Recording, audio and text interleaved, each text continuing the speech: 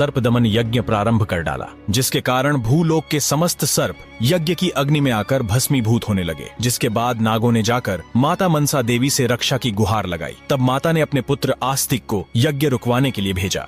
अग्नि में सर्पों की आहुति दी जा रही थी। तब माता मनसा देवी के पुत्र आस्तिक के सत प्रयत्नों से नागों के प्राणों की रक्षा की गई। समय बीतता गया और एक दिन जन्मेजय की भी प्राकृतिक कारणों से मृत्यु हो गई। लेकिन जब जन्मेजय की मृत्यु हुई तब बदला लेने के लिए नागों ने जन्मेजय की आत्मा को पाताल लोक में बंदी बना लिया। युग बदलते गए और फिर प्रारंभ हुआ कलयुग। इस काल के युग में एक बालक का जन्म हुआ। जब ज्योतिष ने ग्रह नक्षत्रों का आकलन किया तो ज्योतिष भयभीत हो गया और कहा कि इस बालक का जन्म घोर अशुभ नक्षत्रों में हुआ है। ज्योतिष ने बालक के माता पिता को उसे समुद्र में फेंकने के लिए बाध्य किया। ज्योतिष के दबाव में आकर बालक के माता पिता को न चाहते हुए भी ऐसा करना पड़ा। जब बालक को समुद्र में फेंका गया तो समुद्र में मौजूद एक विशालकाय मछली ने उसे निगल लिया और बालक कई वर्षों तक मछली के पेट के अंदर ही रहा। जिसके बाद मछली तैरते हुए एक समुद्र तट पर पहुंची और इसी तट पर भगवान शिव माता पार्वती को योग के रहस्य बता रहे थे। योग रहस्य उस बालक के कानों में भी सुनाई पड़े और उस बालक ने मछली के पेट के अंदर ही योग साधना का अभ्यास प्रारंभ कर दिया। 12 वर्षों की कठिन साधना के बाद एक दिन उस मछली को एक मछुआरे ने पकड़ लिया और जब उस मछुआरे ने मछली को काटा तो उसे मछली के अंदर एक जीवित बालक मिला। अचरज से भरे मछुआरे ने उस बालक को अपने साथ रख लिया। समय के साथ बालक बड़ा हो रहा था और एक दिन मछुआरे ने उस बालक को मछली पकड़ने के लिए भेजा।